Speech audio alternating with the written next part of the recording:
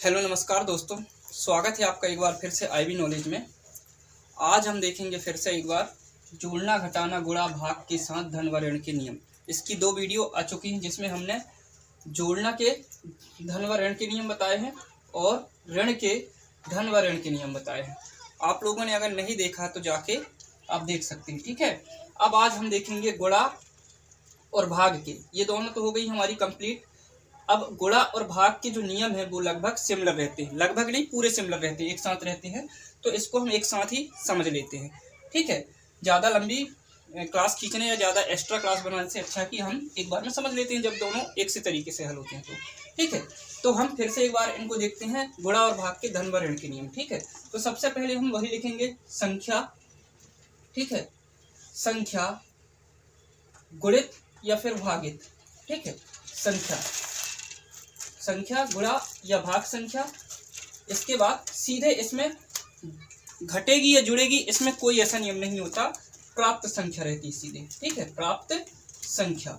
Okay, तो क्या है इसमें, फर्स्ट है इसमें जैसे कि संख्या माइनस वाली संख्या का गुणा या भाग करोगे माइनस वाली संख्या से तो प्लस वाली संख्या प्राप्त होगी। और उदाहरण से देखते हैं, एग्जाम्पल से, उदाहरण से, ठीक है। -6 गुणित या भागित, पहले गुणा का देखते हैं एक उदाहरण, फिर इसका भाग का देखेंगे। -6 गुणित -2, ठीक है। ऋण 6 गुणित ऋण 2 बराबर क्या होगा, 6 दूनी सीधे सीधे 12 होगा और धन वाली संख्या प्राप्त होगी, ठीक है। ऋण और ऋण का धन हो जाता है, ठीक, ऋण और ऋण का प्राप्त संख्या धन हो जाती है, सीधे सीधे गुणा हो जाता है। ऐसा ही अब भाग का उदाहरण देखते हैं, ऋण 6 भागित ऋण 2, ठीक है। सीधे सीधे भाग कर दो 6 का 2 से, 6 का 2 से, ठीक, कोई भी संख्या हो, छोटी बड़ी कोई भी संख्या हो सकती है। मैं छोटी छोटी संख्याओं के उदाहरण दे रहा हूँ फर्स्ट चैप्टर से ही, बड़ी संख्याएं भी हो सकती है, ठीक है। तो 2 तिया 6 हो जाएगा, मतलब कि यहाँ पे क्या आ जाएगा, 3 आ जाएगा, ठीक है। प्लस में आएगा, ये 12 भी गुणा करोगे, ऋण और ऋण वाली दोनों संख्या होगी तो गुणा में भी प्लस आएगा, ऋण ऋण वाली दोनों संख्या होगी तो भाग में भी प्लस आएगा, ठीक है, प्लस वाली संख्या प्राप्त होगी। अब दूसरा क्या है, दूसरा धन गुणा या भाग और फिर से धन बराबर क्या होता है, फिर से धन वाली संख्या प्राप्त होती है, ठीक। इसको भी उदाहरण से समझते हैं, जैसे कि क्या है, 8 गुणित, ठीक, पहले गुणा का उदाहरण देख लेते हैं। उदाहरण में 8 गुणित 2 बराबर क्या हो जाएगा, 8 दूनी, ये भी धनात्मक संख्या, इसके सामने कोई चिन्ह नहीं है यानी धनात्मक है, और ये भी ऋणात्मक संख्या है, इसके सामने भी कोई चिन्ह नहीं है, ये भी मतलब धनात्मक है, ठीक है। जहाँ कोई चिन्ह ना हो वहाँ धनात्मक, और इनके सामने देखो ऋण लगा था, मतलब ये ऋणात्मक संख्या, ठीक है। तो 8 दूनी क्या हो जाएगा, सीधे 16, ठीक, ये भी क्या है, धनात्मक संख्या प्राप्त हो गई, प्राप्त संख्या ये लिखा धन वाली, ठीक। इसमें भी भाग का उदाहरण भी देख लेते हैं, हर एक के 2-2 उदाहरण रहेंगे क्योंकि भाग और गुणा दोनों के धन व ऋण के नियम देख रहे हैं, ठीक है। तो इसका भी देख लेते हैं, 8 भागित 2, ठीक।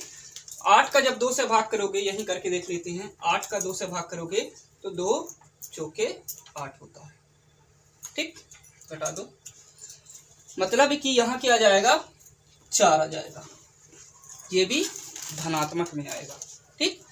गुणा वाली संख्या भी धनात्मक में आई, भाग वाली संख्या भी धनात्मक में आई। नियम क्या है, धन करो, धन वाली संख्या का गुणा या भाग करो धन वाली संख्या से तो धनात्मक संख्या प्राप्त होती है, ऋण वाली संख्या से गुणा या भाग करो ऋण वाली संख्या से तो भी धनात्मक प्राप्त होती है, ठीक है।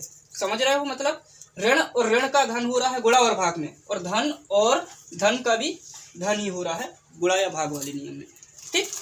अब आगे 2 नियम और बचे हैं, उनको भी देख लेते हैं। इसका स्क्रीनशॉट लेना तो आप ले सकते हो, ठीक। अब आगे चलते हैं।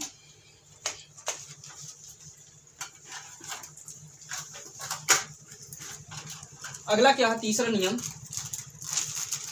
अगर धनात्मक संख्या है गुणा और भाग करोगे ऋणात्मक संख्या से तो ऋणात्मक संख्या ही प्राप्त होगी। अब वो कैसे, फिर से समझते हैं हम। क्या है 9 गुणित, पहले गुणा हल करते हैं, ठीक है। 9 गुणित ऋण 3, ठीक है, 9 गुणित ऋण 3, तो 9 तिया 27 और प्राप्त जो संख्या है सीधे वो ऋणात्मक में है। इसमें जुड़ती घटती का नियम नहीं रहता है जो हमारे धन और ऋण में था, ठीक है। तो ऋण 27 आ गया। ऐसा ही अब भाग का भी देख लेते हैं। ये उदाहरण है गुणा का, अगला भाग का 9 भागित ऋण 3, ठीक है।